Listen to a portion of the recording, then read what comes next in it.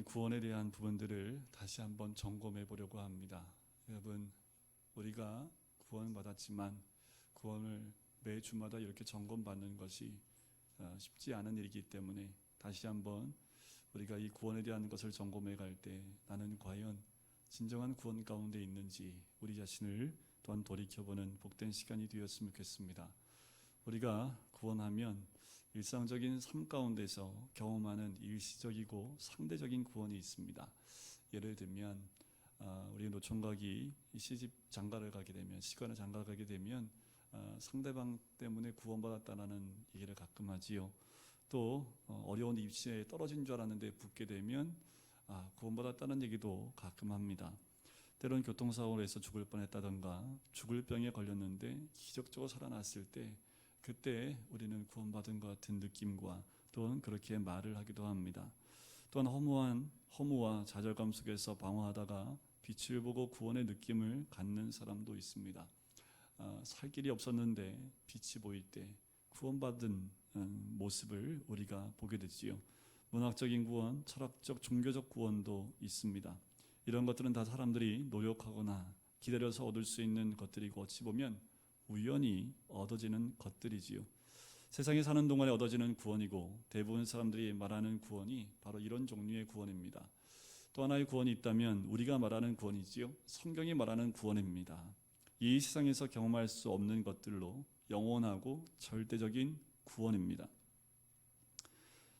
이 영원하고 절대적인 구원, 이것은 인생의 존재와 죽음 이후의 세계와 연관이 되어져 있습니다. 그런데 대부분의 사람들은 이것을 모르세 하고 넘어가길 원하지요. 방관적이고 또 도피적인 생각을 합니다. 이 죽음 이후의 세계는 나와 상관이 없는 것처럼 살아가고 있어요. 특별히 어릴수록, 젊을수록 이 죽음 이후의 삶에 대한 생각을 하지 않지요. 하지만 죽음이라는 그 문턱 앞에 갔다가 돌아온 사람들은 이 죽음 이후의 삶을 생각해 볼 수밖에 없고요. 또 나이가 연세가 많으실수록 이 죽음 이후의 삶에 대한 깊은 묵상을 할 수밖에 없습니다. 이것을 도피하고 방관한다고 사라질 수만 있다면 도피하고 싶겠지만 절대로 도피할 수 없는 부분이지요. 눈에 보이는 일시적인 구원이나 상대적인 그 구원, 그것이 중요하게 느껴지지만 이런 안개와 같습니다. 그냥 곧 사라지는 것들이라는 거지요. 문제는요, 절대적이고 영원한 구원이 무엇이냐라는 거예요. 이 구원은 절대자이신 하나님에게만 있습니다. 상대적이고 피조물인 유한적인 인간에게는 절대 구원이란 없는 거지요. 이 구원의 필수 조건이 두 가지로 요약할 수 있어요. 상대적이고 유한한 인간에게는 이 절대적 구원은 있을 수 없다는 사실, 인간의 노력과 선행과 철학적 노력으로 인간은 구원받을 수 없다는 이 두 가지 사실입니다. 이것을 인정해야 한다는 거지요. 진정한 구원을 얻으려면 구원은 하나님께 속하는 것이다 라는 것을 믿고 인정할 때 시작합니다. 이것을 동의하거나 또 받아들이지 않으면 구원은 불가능하다라는 거지요. 이런 구원의 내용, 이 사도 바울이 4장에 들어서 이제 구약의 내용, 특별히 창세기로 이 말씀을 이야기하고 있습니다. 오늘 1절과 2절에 바로 구약에 나오는 아브라함에 대한 이야기를 합니다. 자, 특별히 창세기에 나타난 아브라함은요, 이스라엘 민족에게 영적인 또 정신적인 지주가 되는 사람이 이 아브라함입니다.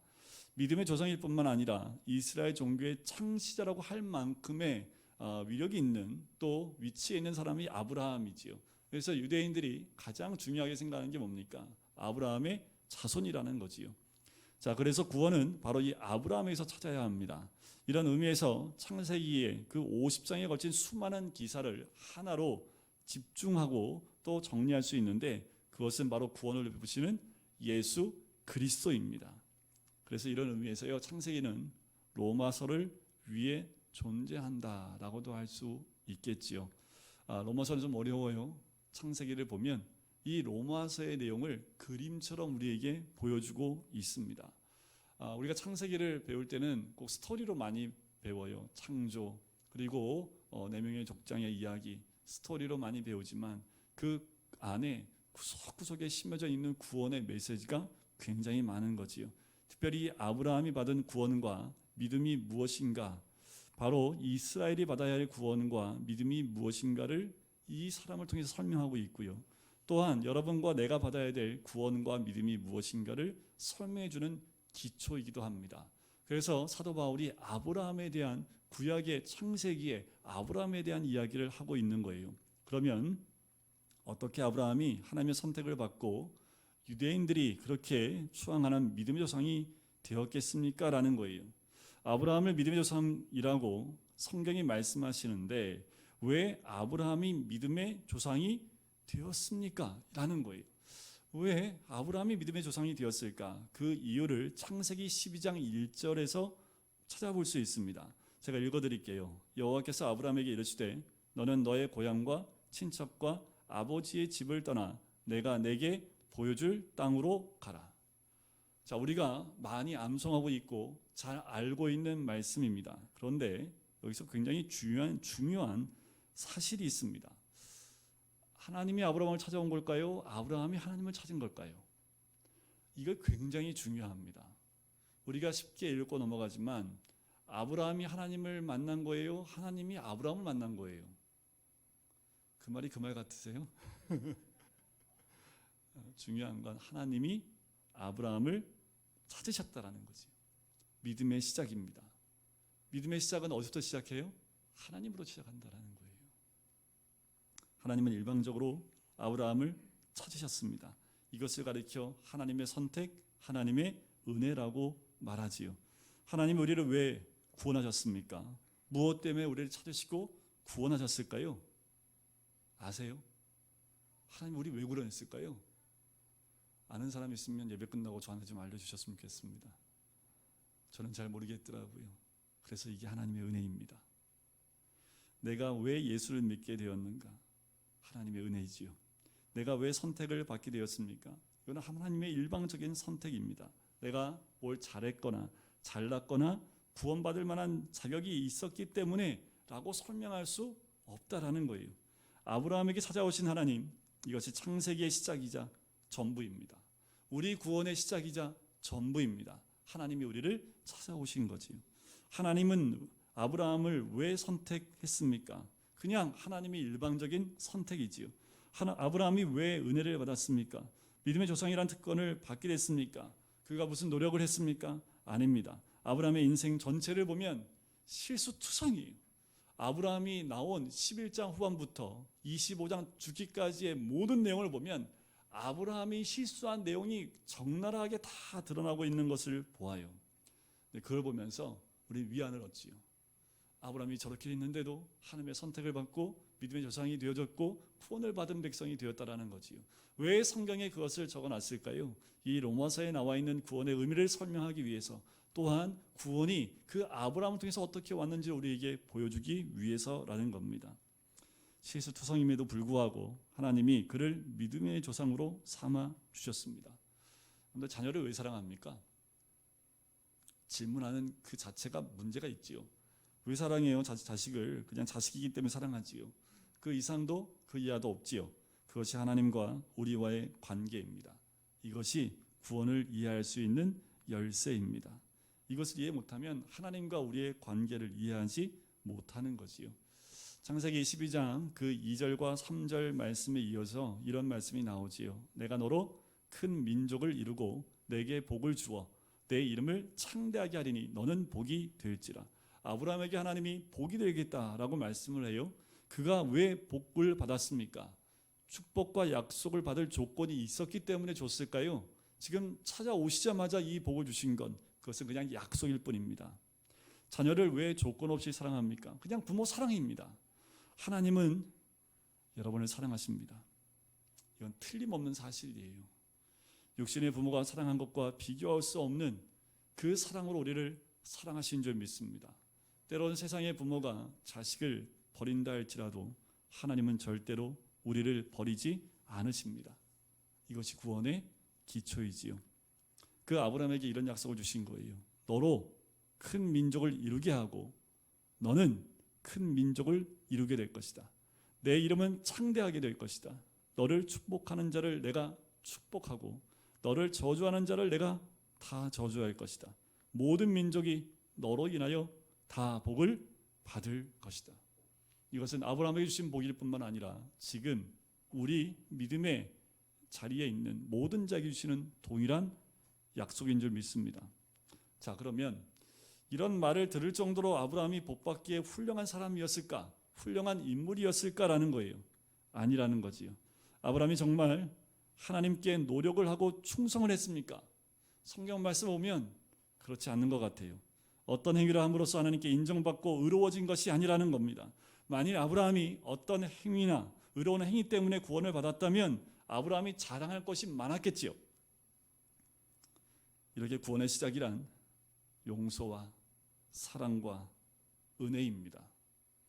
그리고 구원의 시작은 감격과 황송함과 죄송함과 말할 수 없는 부끄러움이에요. 그 구원이 우리 가운데 있는 줄 믿습니다.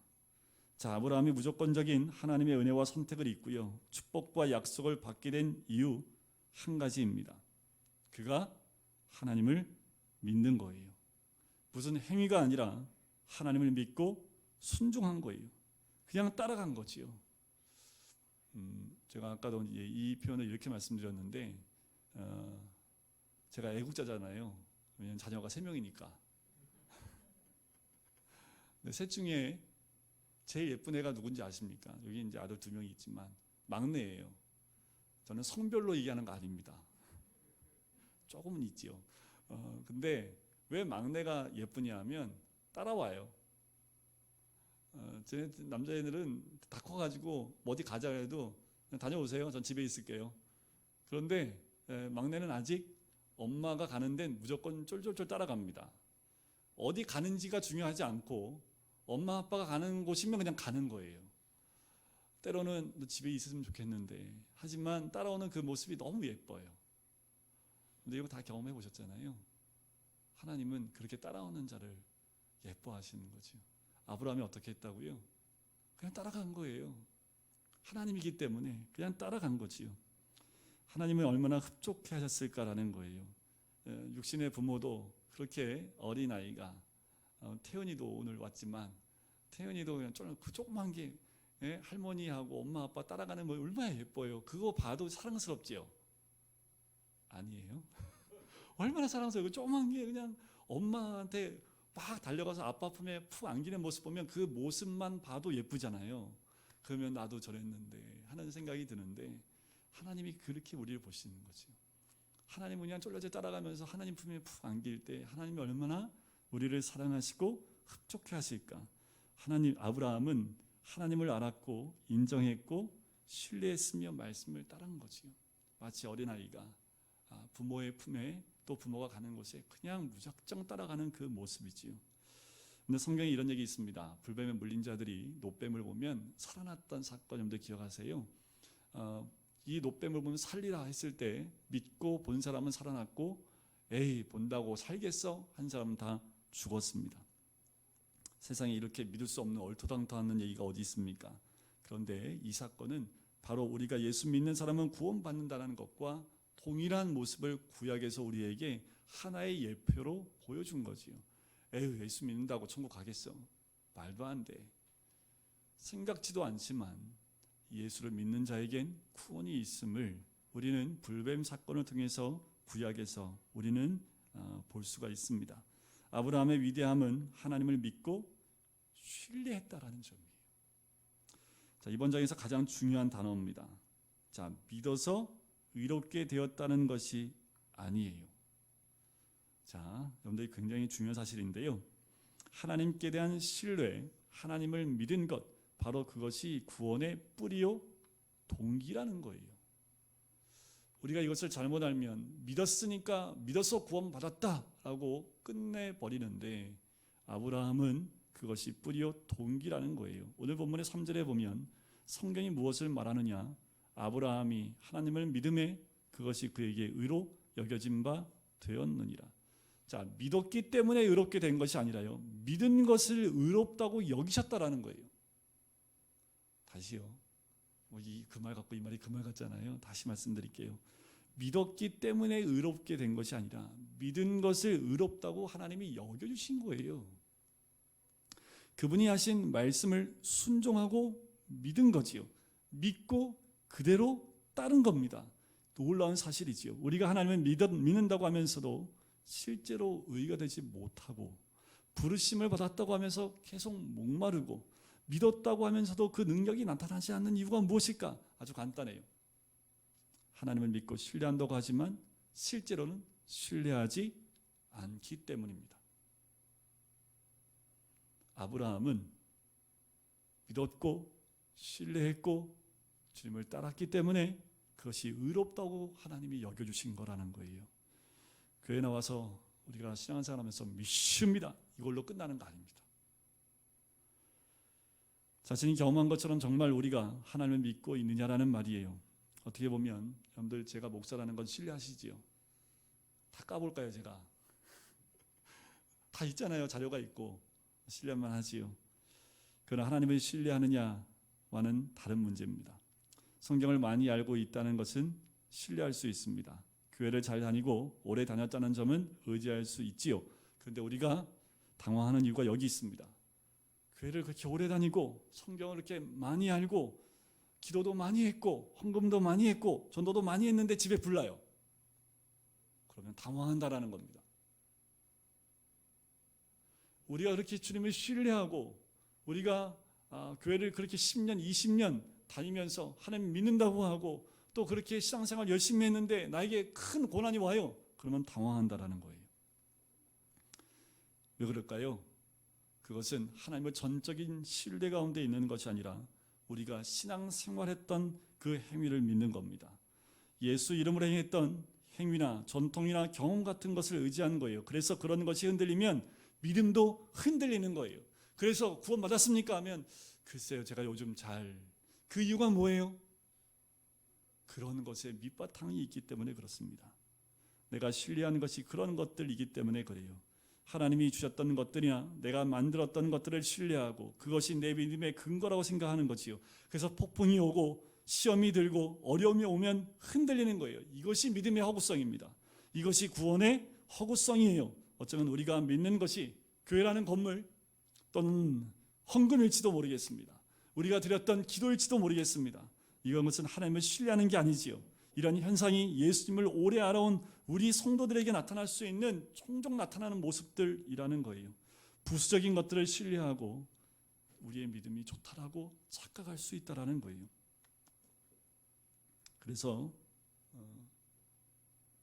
어떤 분들 보면 다니는 교회가 크다고, 교회가 풍족하다고, 모든 것이 잘 되고 있다고 하나님이 축복해 주셨다는 이야기를 하는데요. 그런 일이 이루어지지 않으면 하나님을 오해하기 시작합니다. 하나님 나를 버리셨나 봐 라고 생각한다라는 거지요. 그 조건을 뭐에 걸어요? 내가 하는 모든 일이 다 잘 돼야 됩니다. 부흥해야 되고요, 많은 것이 내 안에 들어와야 되고요, 내가 기도한 대로 이루어지지 않으면 하나님 저한테 왜 그러십니까? 하면서 하나님이 나를 버리셨다라고 생각하기 시작한다라는 겁니다. 잘못된 구원관과 그릇된 생각을 갖는 이유, 정말 하나님을 신뢰하는가 하는 문제입니다. 여러분, 하나님을 신뢰하면 어떤 환경이 와도 그 신뢰가 무너지지 않겠지요. 시편 23편에 보면 여호와는 나의 목자시니 내게 부족함이 없으리로다. 이렇게 하나님을 신뢰하고 있습니까? 어떤 이들은 신앙의 힘으로 얻어진 부와 능력을 의지합니다. 결국 모든 사람들이 하나님을 의지하는 것처럼 보여도 자신이 행한 것이나 성취한 것, 소유한 지식의 근거에서 판단하고 결정을 해요. 이것은 아무리 멋있어도 의가 되지 않습니다. 하나님을 신뢰하는 것만이 의가 되는 거지요. 그런데 우리는 착각할 때가 많다라는 거예요. 신앙생활을 호위하면서 내가 쌓아놓은 것, 행했던 것, 눈에 보이는 것들 가운데 내가 그것을 신뢰하고 신앙생활하고 있을 경우가 많다라는 거지요. 4절과 5절에 보면 이런 말씀이 있습니다. 일하는 자에게는 그 삭시 은혜로 여겨지지 아니하고 보수로 여겨지거니와 이를 아니할지라도 경건하지 아니한 자를 의롭다 하시는 이를 믿는 자에게는 그의 믿음을 의로 여기시나니. 자, 일하는 것에 대해서 사도 바울이 갑자기 넘어갑니다. 일하는 사람에게는 그 행한 일이 공짜일 수 없지요. 그렇지만 일하지 않았는데 똑같은 대가를 받으면 공짜지요. 이게 얼마나 큰 은혜입니까? 하지 않았는데 똑같이 봉급을 주는 거예요. 그러면 우리가 받으면서 어떨까요? 마음이 찜찜하지요.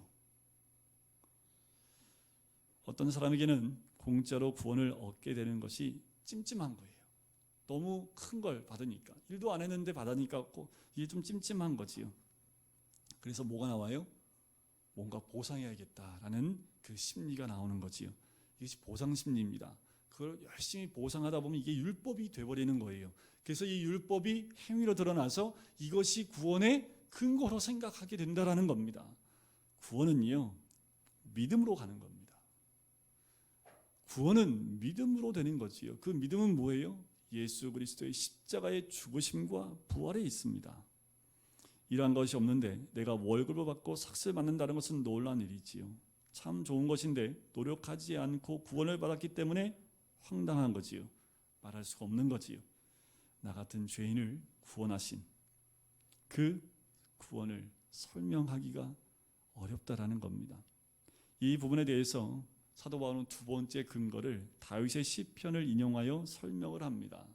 그러면서 6절부터 8절까지 시편 16편 말씀, 32편 말씀을 이야기합니다. 이라는 것이 없이 하나님께 의로 여기심을 받는 사람의 복에 대하여 다윗이 말한 바. 자, 그 복이 뭐냐면 불법이 사함을 받고 죄가 가리워짐을 받는 사람이 복이 있다는 거예요. 진짜 행복한 사람은 뭐예요? 죄가 있는데 없는 것처럼 가려지는 사람들이라는 거지. 근데 우리 심리가 어떤지 아세요? 남의 죄는 낱낱이 드러나야 되는데 내 죄는 뭐예요? 숨겨지고 좀 드러나지 않았으면 하는 마음이 있는 거지요. 이것이 보통 죄성 있는 사람들의 심리입니다. 남의 죄는 정의라는 이름으로 다 드러났으면 좋겠고 내 죄는 좀 감춰졌으면 좋겠다라고 생각하는 거지요.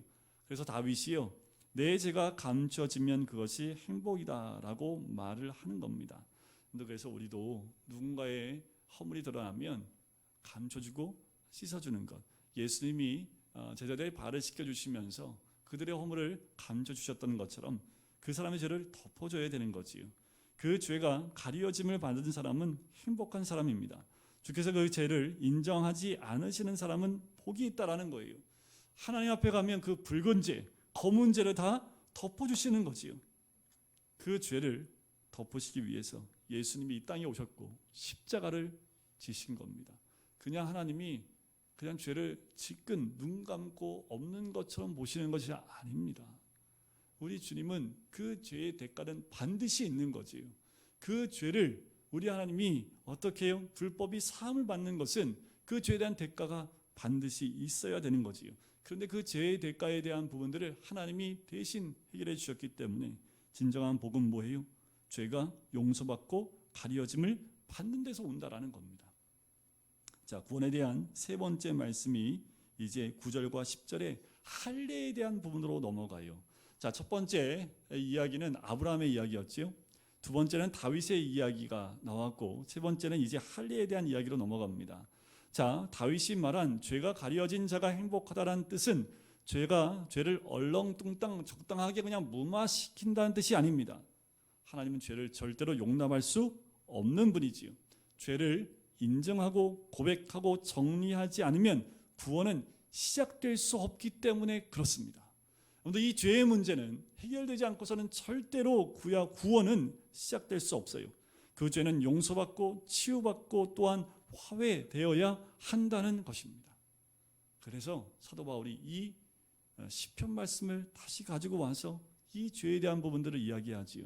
그리고 세 번째가 할례 문제에 대해서 이야기합니다. 할례는 행복의 조건일 수 없다라는 거예요.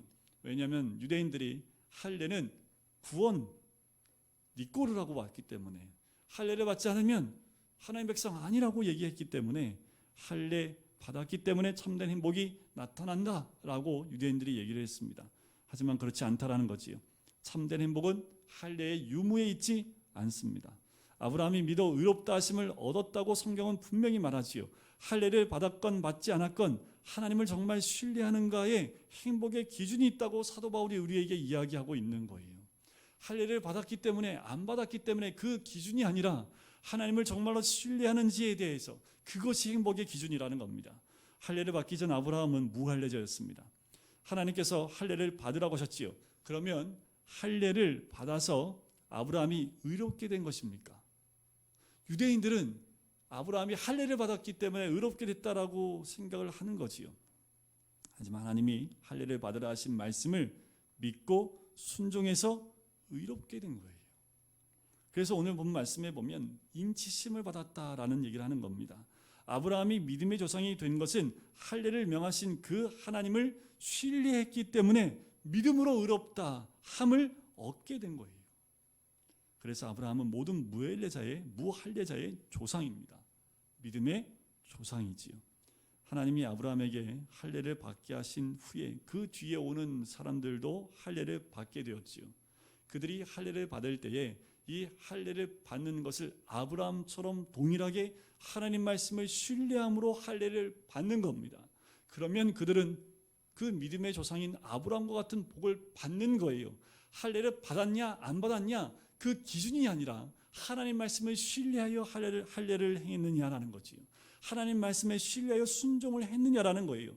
그럼 모든 사람이 할례를 받았다면 아브라함은 할례자의 믿음의 조상도 된다라는 거지요. 11절에 보면 그가 할례의 표를 받은 것은 무할례 시에 믿음으로 된 의를 인친 것이니 이는 무할례자로서 믿는 모든 자의 조상이 되어 그들도 의로 여기심을 얻게 하려 함이라. 자, 그가 믿음으로 인치심을 받은 것은 무할례 시에 하나님을 신뢰함으로 된 것입니다.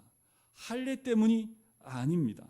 그렇기 때문에 할례나 무할례냐 하는 것이 중요한 것이 아니라 하나님을 신뢰했느냐 신뢰하지 않았느냐가 중요한 문제이죠.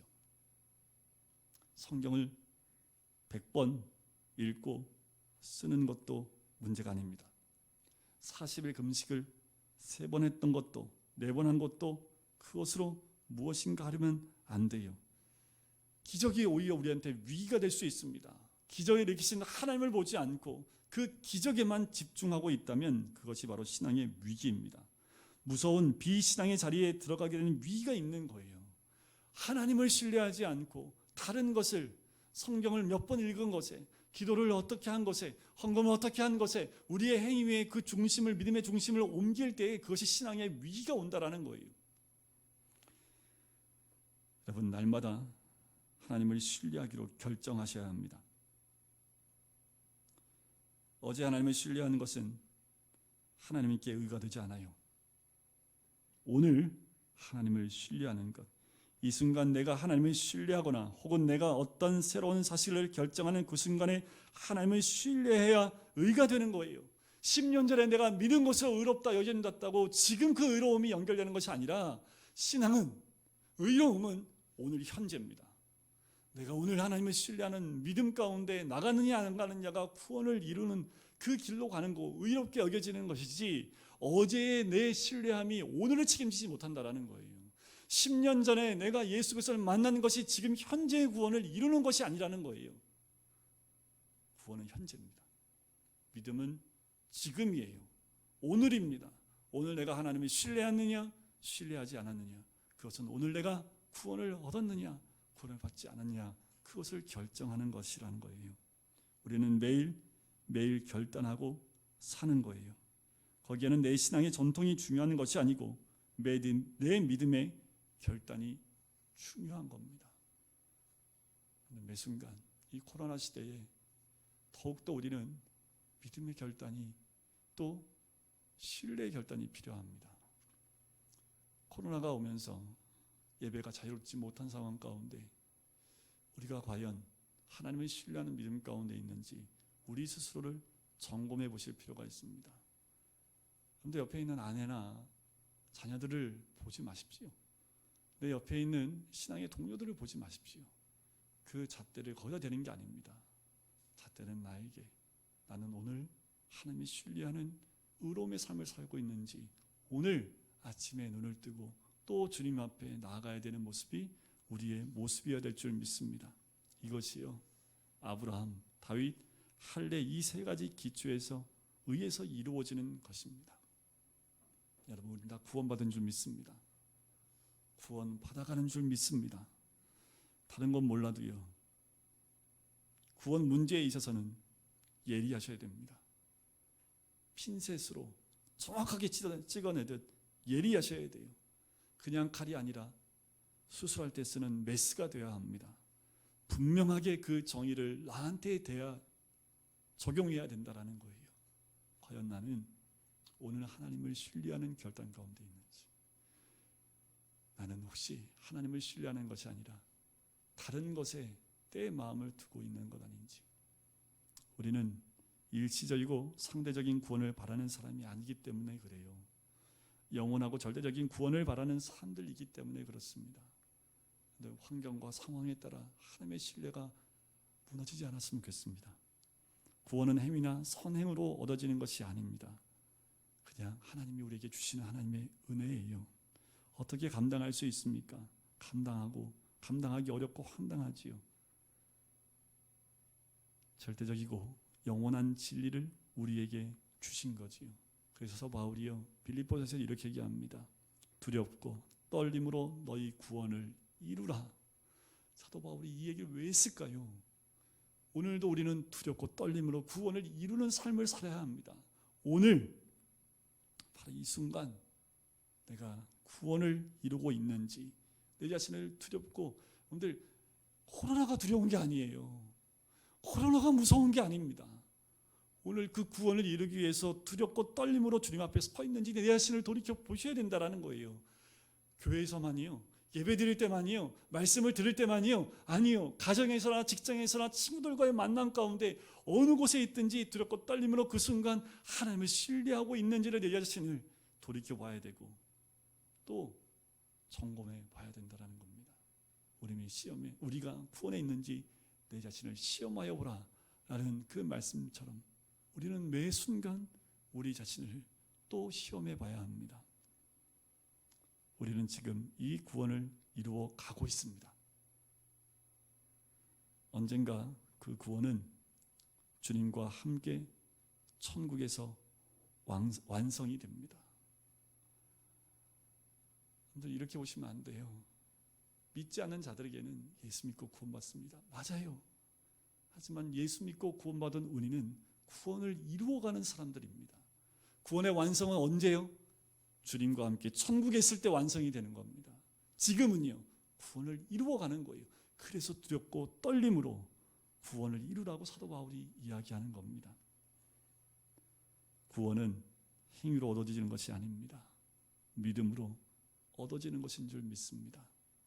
오늘도 우리는 두렵고 떨림으로 내가 살아온 환경이 아니라, 과거의 역사가 아니라 현재 내가 하나님을 온전히 신뢰하고 있는지 다시 한번 점검하면서 온전한 아브라함과 같이 믿음 가운데 의롭게 여겨지는 그 신뢰가 하나님을 쫄쫄쫄 따라다니며 하나님을 따르는 순종하는 그 믿음 가운데 있는지 우리는 또다시 점검해보고, 우리 모두가 예수 그리스도와 함께 구원의 완성을 이루는 그 자리까지 구원을 이루어 나가시는 우리 모든 성도님 되시기를 주님의 이름으로 간절히 축원드립니다.